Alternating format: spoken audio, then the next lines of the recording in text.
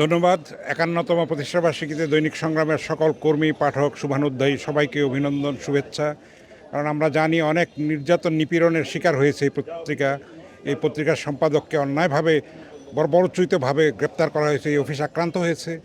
নানা দফায় দফায় এরা কিন্তু চড়াই উতরাই পার হয়ে কর্মীদের অদম্য মনোবলকে সম্বল করে তারা এগিয়ে চলেছে।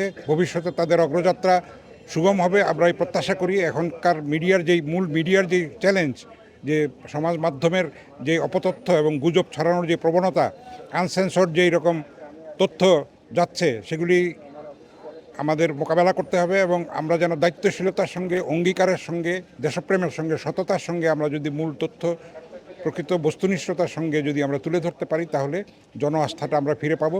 দৈনিক সংগ্রাম এই ক্ষেত্রে বরাবরই সাহসী এবং বলিষ্ঠ ভূমিকা পালন করে এসছে। ভবিষ্যতেও তারা আরও এই ব্যাপারে তাদের অঙ্গীকার এবং প্রত্যয়ের প্রমাণ দেবে, সেই প্রত্যাশা রইল।